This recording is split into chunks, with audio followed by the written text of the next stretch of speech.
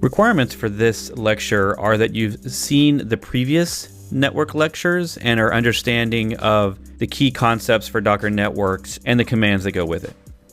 All right, in this lecture, you're going to learn and play with DNS and how it affects containers in custom networks and default networks.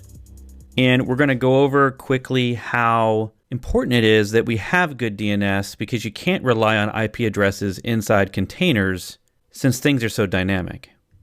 And we'll look at the differences between default and custom networks in regards to how they deal with DNS. And then we'll check out the -- link option for container run for enabling DNS on the default bridge network. So there's one more thing that's crucial to all of these containers and virtual networks and them talking to each other, and that's naming. Because in the world of containers constantly launching and disappearing and moving and expanding and shrinking and all the wonderfulness of these microservices that we're seeing crop up everywhere, is that we no longer can easily rely on IP addresses as the way to talk from one thing to the other, because we can't assume from minute to minute that the IP addresses are even going to be the same. The container might go away, or it might fail and then Docker brings it up somewhere else. It's just too dynamic and too complicated to deal with that. So it turns out that there is a built-in solution for this, and that is DNS naming. And Docker uses the container names as the equivalent of a host name for containers talking to each other.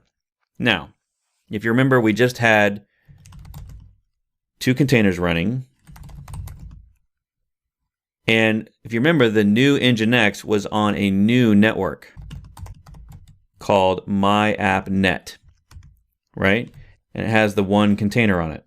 Now, because I created this new network that's not the default bridge network, it actually gets a special new feature, which is automatic DNS resolution for all the containers on that virtual network from all the other containers on that virtual network using their container names. If I were to create a second container on that virtual network, they'll be able to find each other regardless of what the IP address is with their container names.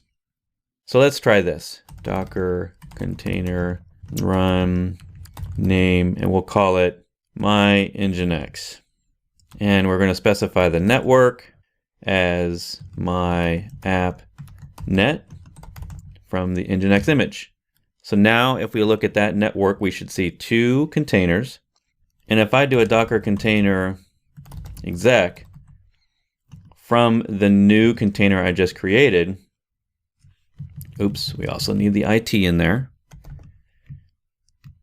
And we do a ping to the new Nginx. You notice that DNS resolution just works.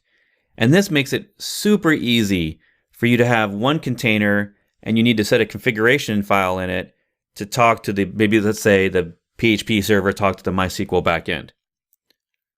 Control C out of that, and you'll see that it works the other way as well.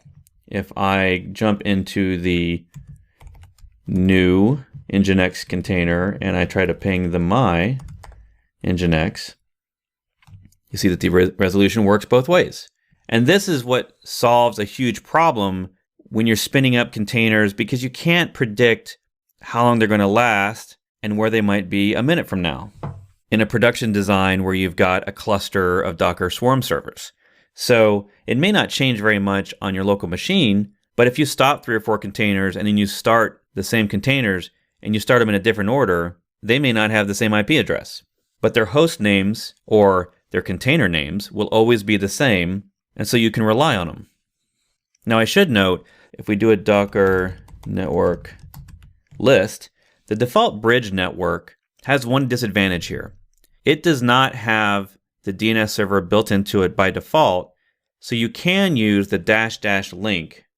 So when you create a container, you'll notice there's a link option, and you can actually specify manual links between containers in that default bridge network.